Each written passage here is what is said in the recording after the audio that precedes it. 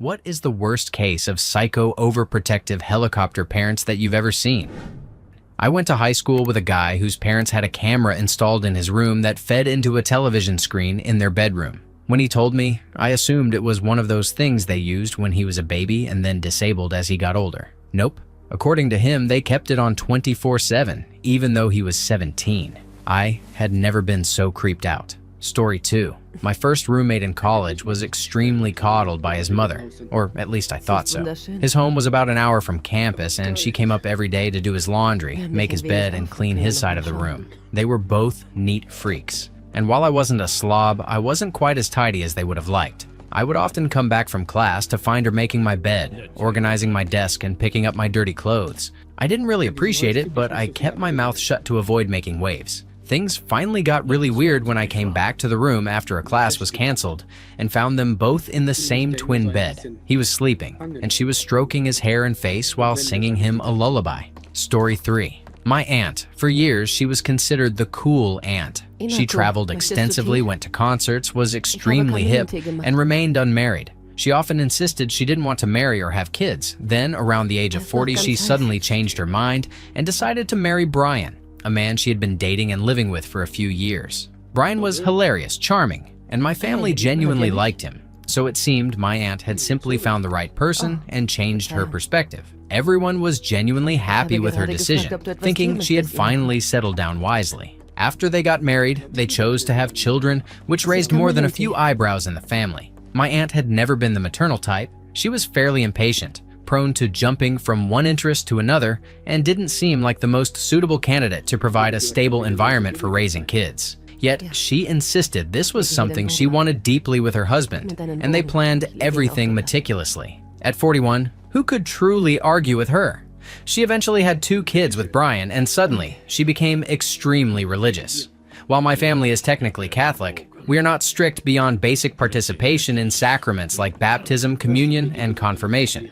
We rarely pray before meals, seldom attend confession, and are inconsistent with church attendance. Suddenly, however, my aunt immersed herself in faith entirely, insisting that her newfound devotion be central to her family's life. As the children grew older, her religiosity intensified into something almost fanatical. She demanded that if anyone was in the children's presence, prayers had to be said before meals, regardless of who was supervising. If the kids spent a Saturday night at my grandparents' house or with cousins, they were expected to attend church on Sunday, even if they hadn't been present the night before. Anyone caring for them had to comply because, in her mind, church attendance was a non-negotiable necessity for their spiritual well-being. Her obsession extended to education and lifestyle choices as well. She enrolled the children in Catholic preschools and later Catholic elementary and middle schools, which were incredibly expensive. Meanwhile, she had accumulated massive credit card debt, and their house teetered on the edge of foreclosure. Snacks with sugar were banned entirely, and television was completely off limits. Moderation, it seemed, no longer existed, and every aspect of the children's daily routine became strictly regimented. To me, moderation should be key. TV in reasonable amounts or an occasional piece of cake seems harmless, especially for children. Unfortunately, her strict rules backfired spectacularly. Once the children were old enough to understand what they were missing, they began hoarding snacks during playdates, sneaking candy behind friends' backs, and raiding snack supplies whenever possible. Birthday cupcakes and other treats forbidden by my aunt were immediately consumed in secret, often causing the kids to become hyperactive and overstimulated. Whenever the children visited my mom's house, their sole desire was to watch TV and movies, so they could relate to their friends' conversations at school. It was bittersweet to watch, as they clearly craved normal childhood experiences they were being denied. I can only imagine the mischief or indulgences they participated in when unsupervised at other friends' homes. Meanwhile, my aunt's marriage to Brian deteriorated significantly. He stopped attending family events, skipping holidays, my grandparents' 50th anniversary, and even my grandfather's wake. His behavior grew increasingly rude, and he openly insulted my grandmother on multiple occasions. On the rare occasions he did appear, he acted condescending, treating everyone as if they were beneath him. The tension between my aunt and Brian became palpable, often leaving them either ignoring or snapping at each other publicly. This family dysfunction inevitably affected the children. The older child adopted his father's rude demeanor, becoming disrespectful toward everyone, especially his mother. The younger child became inseparable from my aunt, unable to attend a sleepover without her present, not because it was forbidden, but due to extreme separation anxiety. At 11 years old, she remained emotionally dependent and tightly tethered to her mother's presence. Overall, it is genuinely disheartening. While I cannot know for sure, it seems my aunt was correct in her initial belief that she shouldn't have children. She allowed herself to be convinced otherwise, only to become overly religious, perhaps in an attempt to please her husband. Unfortunately, this combination of poor preparation, obsession with religion, and inability to provide moderation has created a difficult environment for the children. Kids in particular do not thrive under these circumstances, and in this case, it clearly has not worked out. Story 4. There was a girl at school who wasn't allowed any sugar, no sweets, not even fruit. It was strange. I invited her to a party at my house, and her parents came by beforehand to inspect it and make sure it was safe. They even asked if our gate locked to keep people out. It wasn't fair to her, though. Every birthday or party, she would eat tons of junk food and end up feeling sick. And she used to crawl around the classroom pretending to be a cat. I think they really broke her. Story 5. There was a family with 2 parents and 4 kids, and they had the most overprotective, health-obsessed mom ever. She was also a very strict, conservative Christian. Their dad wasn't as strict, but he basically let her run the house the way she wanted. She wouldn't let her kids do things most normal kids were allowed to do, like eat anything that wasn't organic or wholesome. She believed GMOs and high fructose corn syrup caused serious problems later in life. She also hated microwaves and wouldn't let her kids use them. Watch anything with even a hint of the supernatural that wasn't about God. That meant no Disney princesses, no Star Wars, no Harry Potter, no Lord of the Rings. Celebrate Christmas or Halloween, since she considered them pagan holidays. Watch anything with violence, swearing, or sex. My friend from that family had a GameCube with a few games, including Super Smash Bros. Melee. But his mom took it away because it was too violent. I feel sorry for her kids. I know the oldest boy is going to fall far from the perfect kid his mom wants him to be, and the girls will probably follow suit. I know that when I have kids, I won't be the same way. Story 6. I met my wife on OkCupid when we were about 21. I came into her life at a rough moment. She was failing classes, anxious, and struggling. Eventually, she was asked to take a leave of absence from school. Against my advice, she didn't tell her parents and went back to the school to pack up her things and figure out her next move. Her parents found out within a day or so, and her dad flew thousands of miles to bring her home. After that, they cut her off from the world. She couldn't leave the house unless it was for the schools they enrolled her in to get her back on track. She basically disappeared. Her mom spent time writing to all of her friends, pretending to be her, saying they could no longer be friends and that she was moving on with her life. Her mom did the same to me. Eventually, I managed to get in touch with her, and we had to communicate in secret for months. We started dating, she graduated, and we kept talking. She finally moved out of her parents' house and came to visit me several thousand miles away. Her parents had cut off her cell phone. When she returned home, they demanded she come over, confiscated some items I had given her, and told her never to speak to me again. That, of course, didn't work. Eventually, we decided to ignore their interference. They were completely unreasonable. Her mother even mailed me claiming she knew numerous managers and could call them, which was absurd. And we got married. When we finally told them, about a month or 2 later, the mother played the victim, acting like we hadn't even given her a chance to get to know me. And I'm just like, bitch, you impersonated your daughter and told me you wanted nothing to do with me. My wife had already told her that we would be together, and she had threatened to disown her. As you can see, this completely worked me up.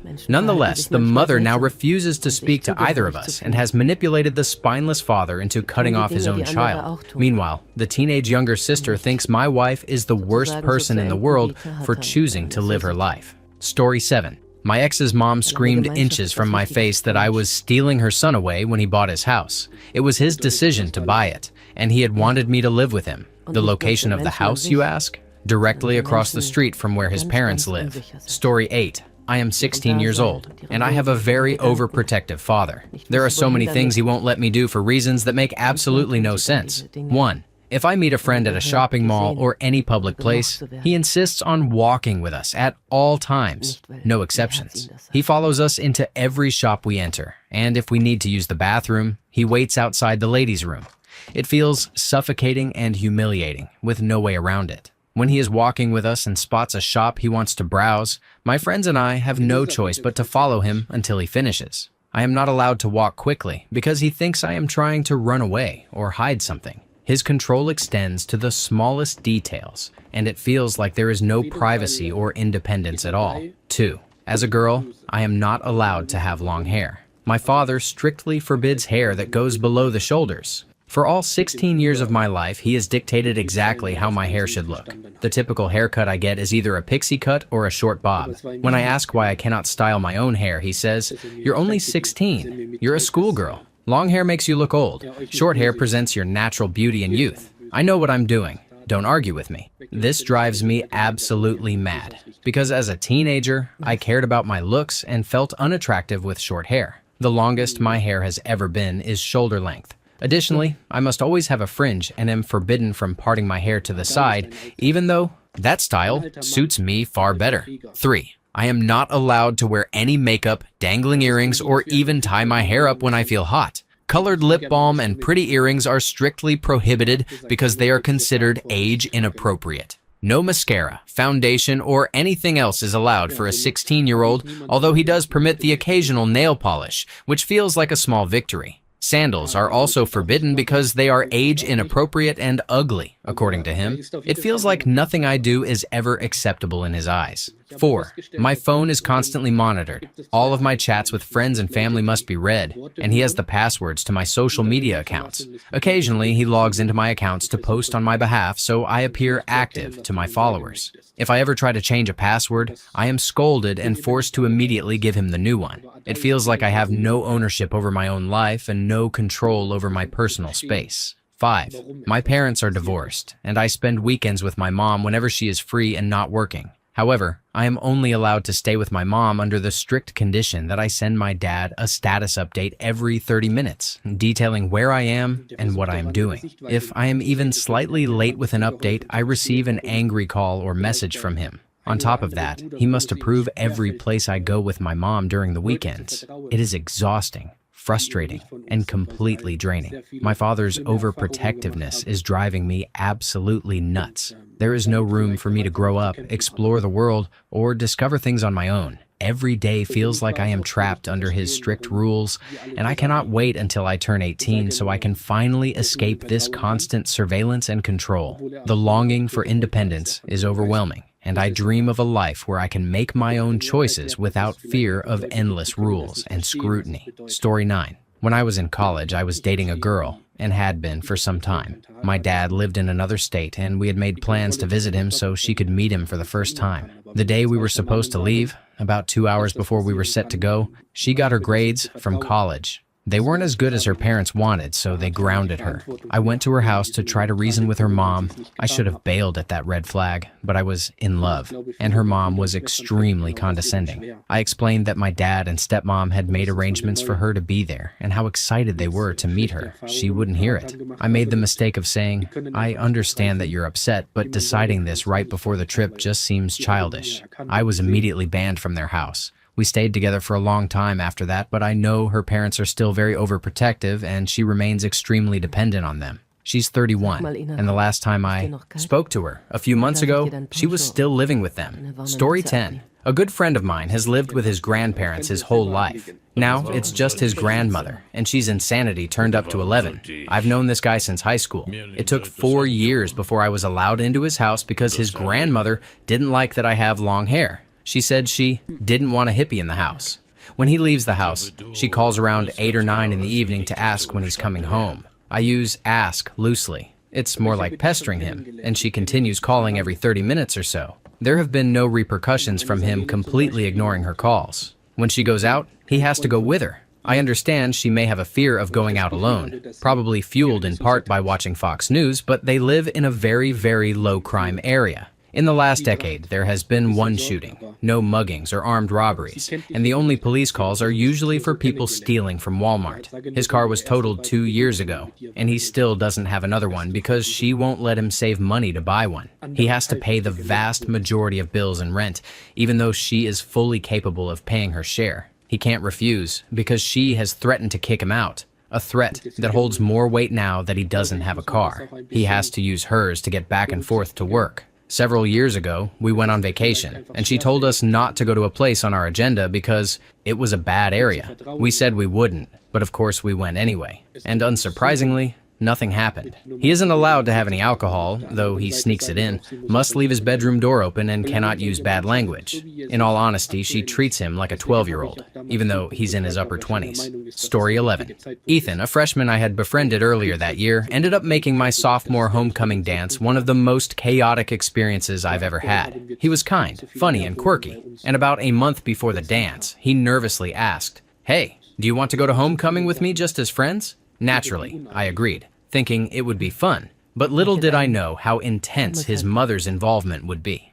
To coordinate the evening, we exchanged our mother's phone numbers so they could plan everything, from dinner to rides to and from the dance. That same night, my mom called Ethan's mother, who spent about 4 hours meticulously planning every detail. To make matters even more stressful, she was pregnant and due on the night of the dance. Fantastic timing, right? The night finally arrived. Ethan's dad drove him over first for pictures, then to dinner, and finally to the dance. His dad was laid back and joked easily with both of us, complimenting Ethan on his luck for having me as a date. I didn't think much of it at the time, but the tension was about to begin. Dinner was pre-ordered and prepaid, so we could leave immediately after eating. When Ethan approached the counter, the manager, who apparently knew Ethan's mom, came back to our table and asked, "Your mother arranged this, right?" Ethan confirmed. The manager replied, "She told me to keep an eye on you, to make sure you eat everything on your plate." Ethan was embarrassed, and I started sensing that something was very off. As we ate, Ethan's mom continued texting him relentlessly. If he didn't respond within 2 minutes, she called and screamed, loud enough that I could hear her across the table about 4 feet away. She berated him for not taking pictures of our food, my corsage, and all the earlier photos. It was painfully awkward, and I couldn't even start a normal conversation without her erupting again.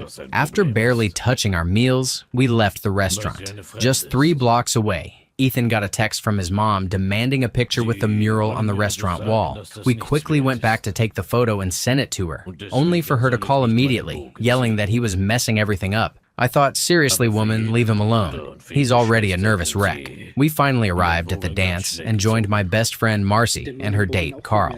Marcy and I tried to teach Ethan and Carl how to dance. It didn't go well, but it was entertaining. We eventually sat in the rec room with several marching band friends. Ethan checked his phone and saw 20 missed calls from his mom in 15 minutes, along with voicemails and texts. Fantastic. Ethan left to handle his mother while I stayed with Marcy, Carl, John, my crush, and a few others. I ended up having a great time hanging out until Carl returned. I glanced at the clock and realized it had been half an hour. On the dance floor, my corsage rose fell off. Marcy picked it up and asked Ethan what to do with it. He muttered, "I don't really care at this point. My mother's going to off me anyway." So Marcy tossed it about 20 feet into the middle of the crowd. Immediately, Ethan dropped to his knees, yelling, "No, I needed a picture of that." Well, crap. We continued switching between the rec room and the dance floor for the rest of the night. Ethan spent most of the evening on his phone, constantly getting scolded or snapping pictures for his mom. Hanging out with my marching band friends ended up being the highlight of the night. A couple of hours later, we returned to my house. Ethan asked if he could take a few more pictures upstairs for his mom. I sighed, but agreed. He went inside, and my mom took more photos. He started freaking out again about the corsage picture, so my mom snapped a very pixelated, zoomed-in photo of my wrist from one of the previous shots. He said it was good enough and finally left. On Monday, it was revealed that Ethan had been grounded for not taking pictures of everything and not answering his mom's calls. He didn't have a phone for an entire month. And that, quite honestly, is how my sophomore homecoming almost completely spiraled into chaos. Story 12. I used to work in the post office at a university, and we would occasionally encounter helicopter parents. I remember getting a phone call from a student's mother who wanted to understand our procedures in detail. What happens when a student gets a package that's too big to fit in their mailbox, and so on. After much discussion, I asked her, "Why do you need to know this?" It turned out she wanted to explain it to her son herself. I also took a call from another mother who listed a long string of complaints about the university, most of which had nothing to do with my department. One allegation, however, was serious. She claimed her daughter had been sexually harassed while working in the cafeteria. I wrote down the details and reported it to my boss, who made inquiries. It turned out the university had already heard the story from the mother, but had not taken action because the student herself had refused to file a complaint. Only the mother had complained. So now, after already complaining and not getting the outcome she wanted, for good reason, the mother decided to repeat her complaint to the post office. Story 13. My wife grew up in a quiverful family. She was only allowed to wear ankle-length skirts, watch no movies at any time, and read only parental-approved books. Pilgrim's Progress, the Bible, and theology texts. She could listen to music only if it was classical or hymns. In order to date her, I had to court her. That involved never being alone, her parents inviting themselves to our anniversary dinners, and her siblings repeating every word we said back to her parents. I once gave her a goodbye hug, and her mother yelled at her, calling her a whore and a loose woman. When she finally gave up and ran away, her parents chased her to her car screaming and even tried to block her in the driveway with a tractor. Story 14. I once dated a girl with absolutely insane parents. Throughout middle and high school, they refused to let her go anywhere except school and choir trips. She had to argue and bargain with them for months just to attend senior prom. They wouldn't let her go to junior prom. They also refused to let her get a driver's license or a car, limiting her mobility. Even to this day, they refuse to let her go out. She is now a 20-year-old woman and still has to get permission from her super restrictive mom and dad just to go for coffee at the cafe downstairs. The worst part is that she can't move out because they have control of her passport and her living situation, making it nearly impossible for her to take any independent action. Edit. To those asking about the legality of withholding her passport, I don't know for sure. The laws where I lived can be really backwards. I have advised her many times to take action or escape, but for personal reasons she has chosen not to. I disagree with her decision, but it is ultimately hers to make. Story 15. My wife's mother. Too many acts of lunacy to mention, but one stands out. We went to their house for a family barbecue when we were in our mid-20s. Mom decided to start a fight over my presence, claiming I wasn't family and shouldn't be there. My wife said, "If he's not welcome, we're leaving." Mom replied, "No, you're not. You're grounded." My wife just gave her this tilted head look and said, "We're going back to our house." Story 16. I know someone who just moved into her college dorm a couple of weeks ago. This girl has never had a house key because her mom wouldn't allow it. If she wanted in the house, her mom had to be there. Her parents also have all of her social media passwords, and her mom openly admits that she used to read her chat conversations. It's not as extreme as some cases, but the girl has already been home one weekend and is set to come back in a few weeks. We're all wondering how she'll rebel once she's fully immersed in the college experience. Her brother, who is in middle school, or maybe just starting high school, is even worse. He is so coddled that he freaked out when he was left alone in a doctor's waiting room while his uncle went back for an appointment. The kid could not be left alone. For the record, neither child has any special needs. Story 17. I stopped inviting my son's friend over because his mother had so many rules. He could not eat hot dogs or grapes. They were choking hazards. No hamburgers at restaurants or at our house because they might not be cooked through. He couldn't play outside without an adult present, and this went on even through 6th grade. She would even email us during the school pancake fundraiser to tell us she had been watching and thought the batter was probably cold enough to prevent salmonella, so it was okay that our son ate the pancakes. That kind of thing. The great thing is, her kid was really pretty normal. In contrast, I invited another friend over for my son, and they were outside monkeying around when a kite got stuck in a tree. His mom came to get him, saw it up there, scoffed at their efforts to fish it out with a rake, and ordered her son to climb up and get it. He hesitated, and she said, "Get up there." So he scrambled up like a monkey, and I thought, yes, this is a normal childhood. Story 18. My best childhood friend's mom was an overprotective nightmare. After his dad left, she practically went insane. She enrolled him in counseling and put him on a ton of psychiatric medication, some of which were her own meds, not prescribed to him. One night, he locked himself in his room to Skype his dad. He had left because she was overprotective, and she came upstairs, busted down his door with a chair or something, took his laptop, and told him he was never supposed to talk to his dad again. He threatened to run away or kill himself. So she sent him to a mental rehabilitation camp for about a year. When he got home, he was extremely depressed and told me when we were alone that he never wanted to stay with his mom again. About a month later, he packed his things, printed out legit adoption papers, and was planning to run away to my house so my parents could adopt him. His mom caught him and drugged him with a heavy sedative, supposedly for their dog, who had just had surgery. She called an ambulance and had him moved to a mental asylum, where he still is today and will be until 2017.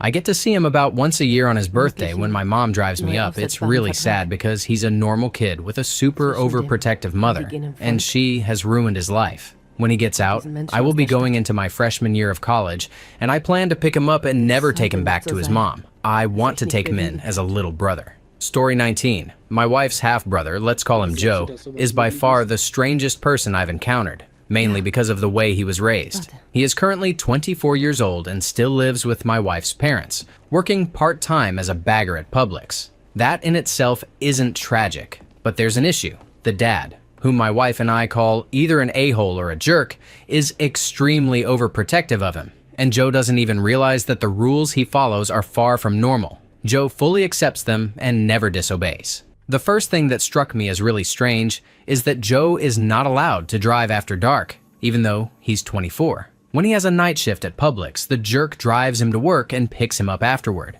Next, Joe is not allowed to drive on the interstate at all. He openly admits that he's too scared to even try and refuses to do it, even if his stepdad told him he could. We live in Alabama. It's not like this is a massive city with chaotic traffic. Joe has been driving since he was 18, so it's hard to believe he still cannot handle a simple interstate drive. In the past 7 years, he has never driven to my house to see my wife because it would require taking the interstate. It's probably not surprising, but they are extremely religious. Joe doesn't own a car and relies on his mother's car to get to work. Currently, the only places he can legally drive are from home to work, to church, and, when he had a girlfriend, to her house and back. Church is only 5 miles away and work is about 10 miles away. Whenever Joe goes anywhere, he must call his father upon arrival to confirm he made it safely. Last week, Joe forgot to call on Wednesday night after leaving church because he left his phone in the car. The stepdad panicked and drove to the church to make sure Joe had made the 5-mile trip safely. Sometimes Joe's friends come to pick him up, but he still has an 8 o'clock curfew during the week. The last incident angered me more than anything else and happened about a year ago. My wife has epileptic seizures that started 2 years ago at 28, forcing her to give up driving and her career as a registered nurse. On this particular day, her seizures were severe, lasting 40 to 45 minutes each with 5 to 10-minute breaks in between. She even stopped breathing a few times, so I had to rush her to the ER. Her mother met us there, and of course, her stepdad, the jerk, also came. While my wife was convulsing and shaking in the hospital bed, her stepdad, the jerk, was nearly having a heart attack. Not because of her condition, but because he couldn't reach Joe. Just hours earlier, Joe had gone with his grandfather to look at used trucks. Even though the stepdad knew who Joe was with, he panicked because Joe wasn't answering his phone. I stood next to my wife, trying to calm her, while the stepdad used the hospital phone. The first number he called, I heard him say, "Hey Judy, this is John, your neighbor across the street. Listen, I'm trying to find Joe, my son. He went with his grandfather to look at used trucks and isn't answering his phone. Can you check if they're home?" I couldn't believe it. He called a neighbor he barely knew. But it didn't stop there. He then called the hospital operator to ask if anyone by Joe's or his grandfather's name had been admitted. He called 3 more hospitals in the area, convinced something had happened to Joe. When he started dialing a 5th number, I lost my cool. I turned around and said, "Are you serious, John? My wife, your stepdaughter, is literally fighting for her life with these seizures, and you're calling every hospital in town worrying about Joe, a grown man, because he hasn't answered your call for an hour while truck shopping with his grandfather? You need to calm down. There's more important crap going on right now, and you're really starting to piss me off," I said. At this point, I didn't even care because I was so angry. He immediately responded, "You just don't understand. You don't get it. I'm worried about Joe. He hasn't answered my calls. Something must have happened." I think my cursing made him really uncomfortable since he's religious, but he ended up leaving the room. Joe was fine, by the way. He and his grandfather had just been test driving vehicles all day without a problem. Meanwhile, I spent the next 3 days in the ICU and never saw him come back to visit, other than a couple of phone calls. I can give plenty more examples, but I'll end with this last one. Joe got his first girlfriend at 23 years old. She was 28 and lived about 30 minutes away, so Joe was allowed to pick her up one afternoon using all the back roads. They went back to his house and watched a movie until about 11 o'clock. Since Joe cannot drive after dark, the stepdad drove her back home. This was a normal weekend occurrence, repeated many times. I genuinely feel sorry for Joe because he has been raised like this his whole life and doesn't even realize how truly messed up it is. His mother constantly tells the stepdad that the way he treats Joe isn't normal. The grandparents tell him the same thing, and all other family members echo the warning. He insists that he is just worried about his son and that nobody understands. My wife and I have talked about it, and we both agree that if anything ever happened to Joe's mother or stepdad, he would be completely incapable of living independently. What's even stranger is that my wife and her sister had a completely normal childhood, and the stepdad only treated Joe this way. It's just bizarre and unsettling. The father treats his 24-year-old son like a 14-year-old, keeping him mentally stunted and controlled so thoroughly that Joe doesn't even realize how messed up it is, and that it is not normal. Story 20. A few years ago, I nannied for an upper-middle-class family. The father was an incredibly well-paid psychologist working with the military, and the mother worked in high-end banking, though I never fully understood her role. They had adopted a 4-year-old boy from the Philippines, who had already become surprisingly self-sufficient for his age, considering he spent his first few years in a poverty-stricken orphanage. He could use the bathroom, feed himself, and entertain himself for hours. However, upon arriving in Australia, the parents decided that the best way to earn his trust was to completely undo these skills. It was as if the dad was running his own psychological experiment on the child, showing no real intention of building trust or emotional support. By the time I started nannying, this poor boy was entirely reliant on others for the simplest tasks. They made him wear nappies to school, required help wiping after using the toilet, and rather than actively paying attention to him, they showered him with expensive toys every single day. His room ended up resembling a chaotic, rich kid's hoarder space. Vegetables were ignored unless the parents personally liked them. Misbehavior was punished regularly, and most of the day he sat around watching TV. Clearly, their parenting approach was all about appearances. Look at us. We are so kind and wealthy. We adopted a child. At times, I seriously considered contacting DCs, the Australian equivalent of CPS, due to the extreme psychological neglect, but on paper, this family appeared perfect. Only by working closely and witnessing their day-to-day reality did the full extent of their dysfunction become clear. When I eventually quit, having been offered a high-paying role in my usual field, I gave them months of notice. The mother exploded at me, calling me petty, spoiled, and selfish, and claimed she would never give me a good reference. I simply apologized for any inconvenience and offered to help find a replacement, as I knew many nannies who could step in. She continued to harass me by text until a week later, when she sent a message saying she forgave me and would allow me to do one final shift so I could see the little boy again. Honestly, I did not want anything to do with these completely unreasonable people, and I suspect her real frustration was having to spend extra time with the child while searching for a new nanny. The point of the story. These parents were absolutely toxic, and I often worry about the boy's future. He is likely to struggle with trust and authority, all while being extremely spoiled and wealthy. Working with him was challenging, as he could be a monster child at times, but I constantly reminded myself that none of it was his fault. The problem lay entirely with the parents, who created a world where love was conditional and childhood independence was completely erased. They were total jerks. Story 21, I had an ex-boyfriend from high school whose parents were extremely strict about him dating, so we always had group dates and were never allowed to be alone. One night, we went over to his house for a movie, and suddenly everyone left. It was super late, and my dad's place was across town. I called him to pick me up, but it would take about 45 minutes to get there. His parents made me wait outside on the porch alone in November in Canada.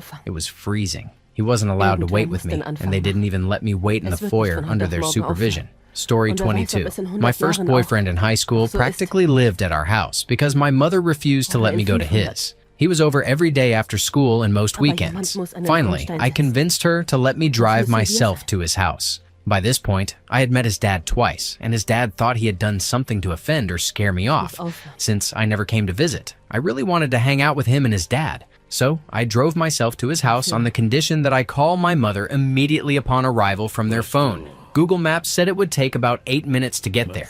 8 minutes and 45 seconds later, I got an enraged phone call from my mom. I was just walking in the door and hadn't called her yet.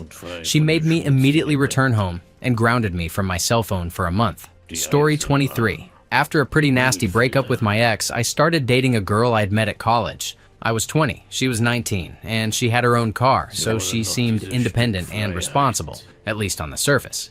Things seemed normal enough, and I was excited to get to know her better. One day, we planned a pretty big date, looking forward to spending time together. Unfortunately, her car blew a tire, so we had to leave it at my parents' house and borrow my mom's car instead.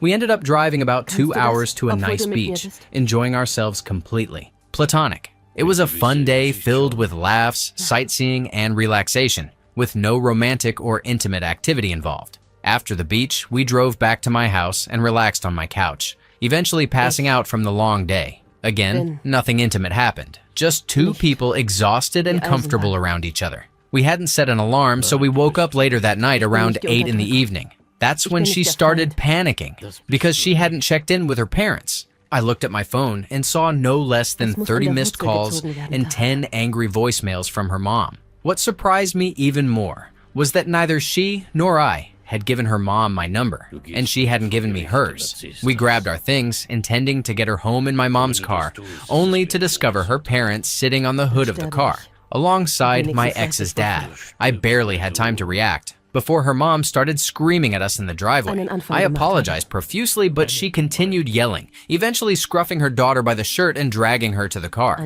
Her dad looked at me apologetically, clearly hoping to avoid making things worse. After they left, I asked my ex's dad what had just happened. He explained that her parents had used their previous friendship with my ex to get her phone number and my contact information, then called her repeatedly, hoping to track us down. He didn't agree with what she did, but didn't want to get involved. My mind was spinning. I could hardly believe how invasive and controlling her parents were. A few days later, I learned even more disturbing details. Her parents had location tracking enabled on her car, and when they saw it wasn't where it was supposed to be, they became furious. Her phone was also tracked, but since it was turned off, they couldn't locate her that way. The level of monitoring was alarming, and I realized it wasn't just overprotectiveness. It was obsession. What the heck? A few days after that, I broke up with her. Her parents' behavior was simply too extreme, and while she wasn't necessarily at fault, I couldn't maintain a relationship under those circumstances. The experience left me shaken, and I'm still amazed at how far they went to control her, completely invading her privacy. After that incident, I decided that boundaries are everything, and I wasn't willing to deal with anyone whose family exercised that level of control. Story 24. I was tying a general chemistry lab in college when a parent emailed me after the first lab report, attaching an annotated copy of the graded assignment. I had given little Johnny a B+. According to her, he had never received a B in a class before, and I was being unfair since it was his first semester in college. Long story short, she threatened to go to the professor. I said go ahead, and they did. The professor was awesome. When students complain about their grades, he offers a regrade and goes over the report with a fine-toothed comb. The B+ got changed to a C. Edit. The student ultimately asked for the regrade. Would he have asked for one if his parents hadn't made a fuss? Maybe, maybe not. It doesn't really matter. Part of being in college is learning to take responsibility for your actions. There's a reason professors rely on TAs to grade freshman lab assignments. Their time and attention are better spent elsewhere. Asking the professor for a personal regrade carries some downside risk. Otherwise, everyone would ask every time. Please feel free to question the grader on anything. That's part of their job too. Just make sure you have a solid case before requesting a formal regrade. Story 25. I had a friend growing up whose mom refused to send out a Christmas card with her and her brother's photos on it. She was convinced that once people threw away the cards at the end of the season, the garbage man, or anyone rifling through the trash, would see her amazing, beautiful children, find the address on the discarded envelope, and kidnap them from their home. She did many other bizarre things, but that one always stuck out to me. Story 26. I once went to bed with a very beautiful girl who had been homeschooled until she was 13 before transitioning to public school.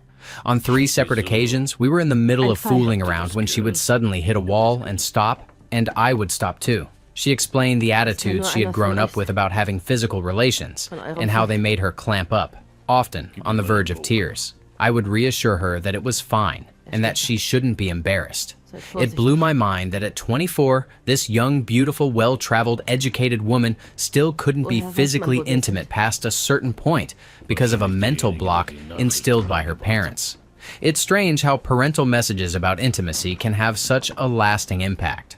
Parents really need to stop teaching their daughters harmful ideas about being physical.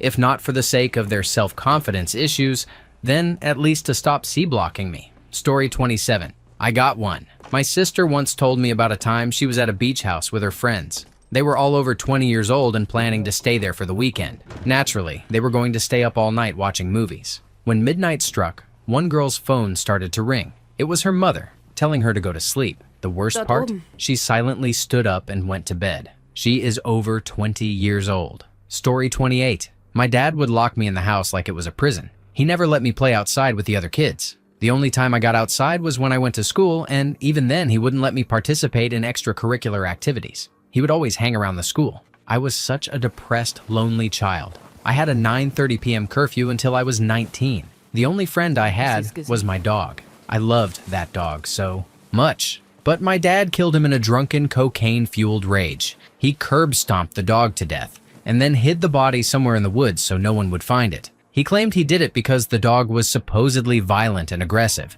saying that's the nature of all pit bulls. That's bullshit. My dog was the sweetest, most loving dog ever. He loved everyone and everything. I think my dad did it because he knew the dog made me happy. On a positive note, my father is currently in prison for 35 years for statutory rape, possession of cocaine, domestic assault, and child abuse. My mom was too afraid to say or do anything. She became so traumatized and depressed that she stopped caring about anything, including her son. She is still emotionally scarred, just like me, but we are slowly but surely recovering. Story 29. Years ago, during freshman orientation at college, the tour guide shared a story when we got to the dorms. The head RA for a freshman dorm got a knock on her office door about 2 months into the first semester, right before midterms. A girl walked in and asked what the longest amount of time guests were allowed to stay in a dorm room. The RA told her, I can't remember the exact number of days, and the girl responded that her roommate's mother had been living in the room since move-in weekend.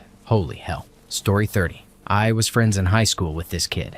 We'll call him Zach. Zach's parents were extremely Christian and conservative. They never let him play video games or watch anything other than kids' shows. They also refused to let him attend sex education. When he was 19, he called me in the middle of the night because his girlfriend needed pads for her period, and he had no idea what those were. If they found out he had played video games at a friend's house, they would ground him. He wasn't allowed to be out anywhere after 7 p.m. unless he was with his parents. Even when he was 19 and living away from them, they called and demanded he stop talking to his gay friend. The end result was one of the most sheltered, ignorant humans I have ever met. And don't even get me started on the parents themselves. They never got him vaccinated and barely went to the doctor themselves. They were anti-abortion, anti-gay rights, not just marriage, but rights, and anti-immigration. Once they found out that my family was Muslim, they tried their absolute hardest to keep me and their son apart. Story 31. I didn't know the girl personally. It was more of a friend situation. My friend Jay, this girl, Rachel, and I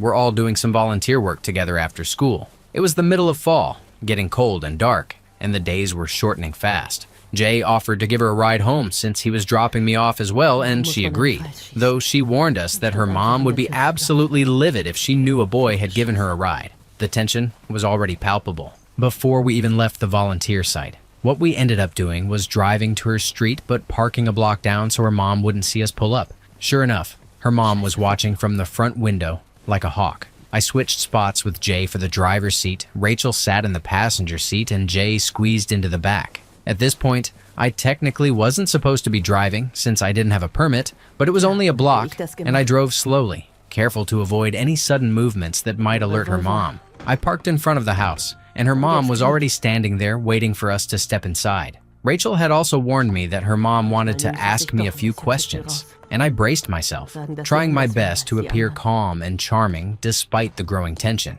The shakedown began immediately. Her mom fired off question after question: who I was, what my relationship to Rachel was, whether I attended church, who Jay was, and what he was doing with his life, along with a slew of other questions I can barely remember now. Her anger was palpable. Not only had Rachel accepted a ride home from someone she barely knew, but there was, gasp, a boy in the back seat. I braced myself for her to demand my license and registration next. Rachel did her best to defend us, repeatedly telling her mom not to worry, insisting we were only in the car together for about 15 minutes, and calmly trying to reason with her as the questions and accusations continued. Her mom's face turned progressively redder, hotter than a fire truck, and the tension in the room was nearly unbearable. I answered as politely as possible, but it was clear nothing I said would satisfy her overprotective vigilance. Her reactions were extreme and absurd, yet I understood it was her way of asserting control.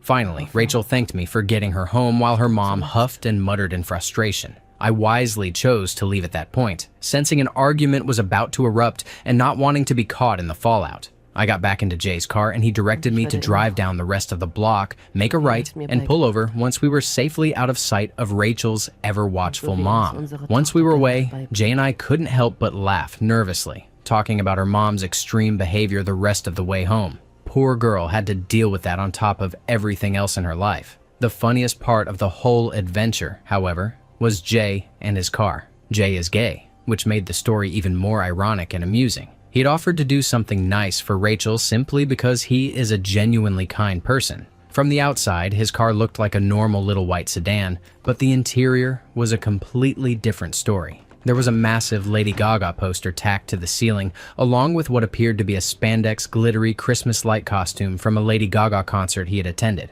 It was hilarious and surreal, especially knowing her mom's reaction if she had seen it. What struck me most was how little trust Rachel's mom had for her own daughter. She was enraged that Rachel would dare to accept a ride from someone who was technically only an acquaintance and, heaven forbid, had a boy in the car. When we saw Rachel again the following week during volunteer hours, she revealed that her mom had grounded her for several months, banned her from seeing even her few approved friends, and forbidden her from accepting a ride from me ever again. Story 32. My boss has a baby and a 4-year-old, and they are extremely overprotective.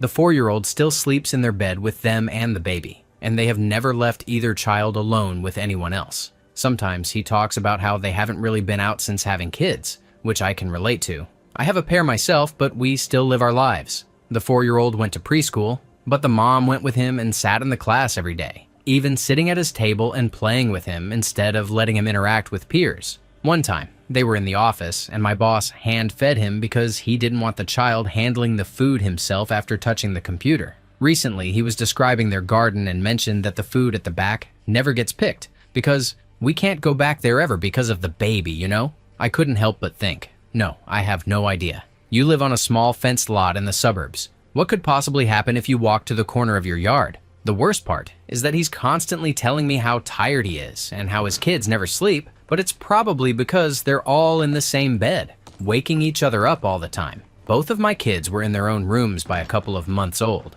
and it made life so much easier. When they share a room with you, you notice every little noise. Story 33. My parents are extremely strict with me. I am the youngest of 3, with an age gap of 12 and 10 years between my older siblings and me. My parents were not nearly as strict with my older siblings as they are with me. I can understand why, given that my sister ran off, got married, and became pregnant.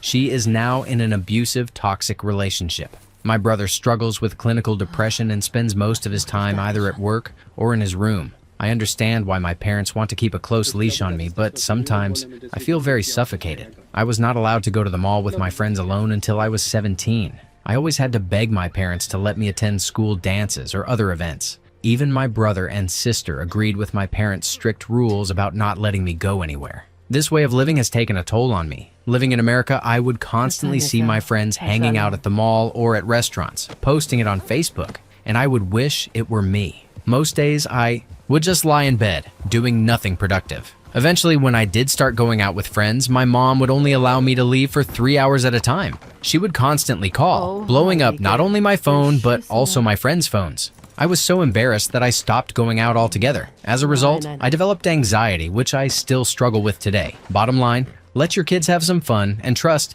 that they will make the right choices. Story 34. Around the middle of my first semester of college, I lost my phone. I realized it was missing when I got back to my dorm. Assuming I had left it in one of my classrooms, I called it from a friend's phone. A classmate who lived off campus answered. He had found it.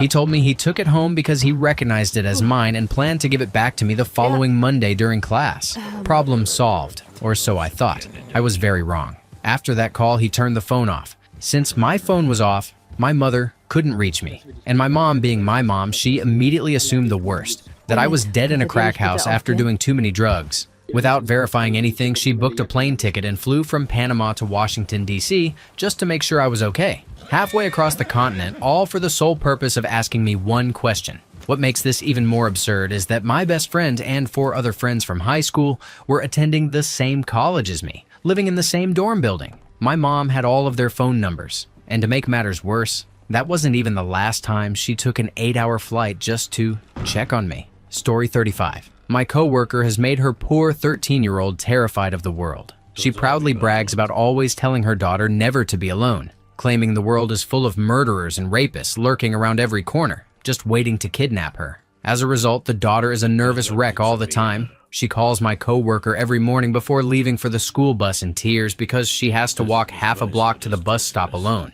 Then she calls every afternoon, crying hysterically because she has to walk home from the bus by herself and let herself into the house. She is terrified of everything. Every noise seems like someone trying to break in, and she'll call her mom freaking out over a car she doesn't recognize driving down the road. I feel so bad for the poor girl. Imagine being convinced you could be kidnapped, raped, or murdered at any second every single day. It's heartbreaking. Edit. I don't care what people think of me for not calling CPS. Clearly, none of you have dealt with them. The bottom line is that calling CPS would do nothing to help this child. She's not being hit, molested, or neglected. They will not intervene. The only outcome would be to escalate her mother's paranoia to an extreme level. If I thought it would actually help, I would call. I'm not a monster. I don't need to feel guilty or blame myself for choosing not to make this girl's life even more of a nightmare than it already is. If she were being hit, neglected, or molested, maybe calling would help, and I would. CPS is not the all-powerful, fix-everything-after-one-tip institution some people seem to think it is. Abuse or neglect needs to be obvious, provable, and extreme for them to intervene in any meaningful way. The older the child is, the less likely they are to get help at all. CPS is designed to keep families together. Ask any social worker, and they will have dozens of stories about how unhelpful CPS actually is. I refuse to give her mother the push she needs to lock that poor child in the house until she's 18. Like some kind of Mother Gothel actually afraid of the world. Story 36. At college orientation, they had all of us incoming freshmen and our parents in a huge auditorium. After a presentation on everything we needed to know and do before the start of the school year, they opened it up for Q&A. They called on a woman who had raised her hand. She was dead center in the auditorium and stood up, proceeding to ramble on and on in a quivering voice, soon reduced to full-on tears. She expressed all her fears about the horrible things that might happen to her son while he was at college. What if he's in the hospital, and she's never notified, and he's dying without her by his side? What if he falls out of his bunk bed and is unconscious in his dorm room and the university doesn't notice? What if, etc. She was this super nerdy, nervous mother hen type, while her husband and poor son were shrinking down in their chairs. The son didn't take his eyes off his feet the entire time. I felt so bad for that boy. Starting college is nerve-wracking enough, and here he was beginning his experience possibly known as that kid with the overprotective, hysterical mother at orientation. Story 37. I had a couple of sisters who worked for me. They came from a pretty strict Southern Baptist family and wore floor-length skirts, etc. The youngest of the two was an avid reader. She was always looking for new books, but her parents were very strict about what she could read. She ended up reading a lot of Narnia, Lord of the Rings, and other fiction with strong religious undertones. I grew up in a strict Baptist home too, so I felt like I understood what she was going through. One day, we got to talking about books, and I told her she had to read To Kill a Mockingbird, since it's a classic that anyone who loved books should read. I brought my copy from home and lent it to her. The very next day, she returned it and said her parents wouldn't let her read it because it had the word kill in the title, and she wasn't allowed to read books with gratuitous violence. Story 38. There's a child I know whose mother is extremely overbearing. I look after the kids in church so the adults can listen and pay attention. I tried speaking to this little boy and engaging with him, but he was very unresponsive and uncommunicative. His mother had told me he was like this, but also said she never leaves him and never will. No wonder he doesn't respond well to others when he's never around anyone else. She stayed for the entire session, defeating the purpose of the creche. When it was time for snacks, there were some biscuits. The boy ate his, and then his mother took him, saying, "I need to wipe his hands because he's probably allergic to everything in that biscuit." Oh, is he? If he is, not letting him have the biscuit in the first place would have been more effective. Wiping his hands after the fact doesn't help much. She was very annoying. Story 39. I have an acquaintance with 2 kids. The oldest, a daughter, is treated like a princess. She is now 21, a size 16, but thinks she's a size 4. Her mother keeps a mental note of everyone who has missed one of her daughter's parties, going back at least 5 years. She throws huge parties for this ungrateful child for every birthday, her 18th included, when she hired a pack of paparazzi to follow her around all day, taking pictures of her shopping and multiple outfit changes. Graduation from high school, which she barely managed, the first day of community college, which lasted exactly 1 week, and basically any occasion she can. The younger child, a son, just graduated from high school and decided to go out of state for college with his on-again, off-again girlfriend, both 18. He is actually taking online courses, but his mother got him a 2-bedroom apartment, furnished completely down to the silverware, and lives there 2 weeks out of the month with him and his girlfriend. These 2 are completely incapable of doing anything on their own. The daughter thinks the world revolves around her and cannot understand why people don't constantly fawn over her. The son freaked out when the power went out during a storm and needed directions texted to him because he couldn't figure out where the grocery store was. It's exhausting being around her, especially with her phone constantly going off. Oh, just remembered. She had to send a YouTube video to her son showing him how to replace the toilet paper roll because he couldn't understand her directions. Sheesh. Story 40. My mother's parenting style was, without a doubt, one of the most controlling and extreme I have ever experienced personally. Not the worst in the world, perhaps, but certainly the worst among anyone I have known in real life. From the very beginning, her approach to raising me was shaped by strict religious beliefs, her narcissism, alcoholism, and emotional instability. I was an only child raised in a constant atmosphere of fear and suspicion, warned that strangers and the outside world were dangerous. The only time I truly felt free was during summers spent with my grandmother, who allowed me to run wild, completely unbeknownst to my mother. Interestingly, my grandmother was a baptized Jehovah's Witness, while my mother only followed the faith to appease her, which added even more confusion to my early childhood. Until I turned 13, I was not allowed to go beyond my own yard. The only exception was riding my bike to one friend's house down the street, and even then, I had to call my mother immediately to confirm my safety, as if leaving the house at all was some kind of reckless act. Finally, at 13, I was permitted to ride my bike to and from school, which felt like a monumental step toward independence, a tiny glimpse of what a normal childhood might have been. It was astonishing how tightly every aspect of my life had been controlled, leaving almost no space to make choices for myself. Watching television or movies was heavily restricted. Disney films were forbidden because they contained magic, which she considered a tool of Satan. Ninja Turtles and Power Rangers were off limits because they promoted violence, and any other show containing martial arts or action sequences was banned. The small list of acceptable programs included Nat Geo, Mr. Rogers, and a few cartoons on Nickelodeon, leaving almost no entertainment that felt exciting or relatable. Paradoxically, she allowed me to watch films like Tremors and Jurassic Park, which were intensely gory and traumatically violent for my sheltered mind, creating a confusing and inconsistent set of rules that made no sense to me at the time. At my grandmother's house, I could watch nearly anything, which felt like stepping into an entirely different world, one where I could finally breathe. Food and beverages were also tightly controlled. Juices that were not 100% pure were forbidden, and sugary cereals were strictly off limits. I was not allowed to brush my own teeth until I was 12, and even then, she insisted on supervising, flossing, and scraping with a dental pick. Strangely, she allowed unlimited coffee with excessive creamer and as much soda as I wanted, a rule that completely contradicted her obsessive hygiene control, and continues to baffle me to this day. It was a world of paradoxes where logic had no role, and every choice I made was scrutinized, punished, or manipulated according to her unpredictable rules. My mother was obsessive about possessions and feared subliminal messages everywhere. At one point, she dismantled my entire bedroom and forced me to throw away anything with a peace sign or yin-yang symbol, claiming they were blasphemous. The peace sign supposedly mocked Jesus, while the yin-yang allegedly implied that good could not exist without evil, which she argued contradicted Jehovah's pure goodness. She would routinely read my diary, walk into my room without knocking, and insist I shower with her until I was 12 or 13. She chose all my clothing and my hairstyle, leaving no room for personal choice or self-expression. This level of control made every day exhausting and anxiety-inducing, as I never knew when I might be reprimanded for a minor perceived mistake. Because of her extreme control, I was constantly bullied at school over my clothing, which consisted of riding boots, spandex tights, and heavy animal print sweaters with tassels. My choices were extremely limited, restricted to school supplies, or which Happy Meal I could pick when she refused to cook, which was essentially every night. Eating was strictly supervised. If I did not eat quickly enough or disliked a particular food, she would pick it off my plate and eat it herself. She forced me to eat foods she liked, not out of concern for nutrition, but because she could not comprehend why I might dislike them, as if my preferences were irrelevant. Every meal became a test of obedience, patience, and fear. Interactions with boys were completely forbidden.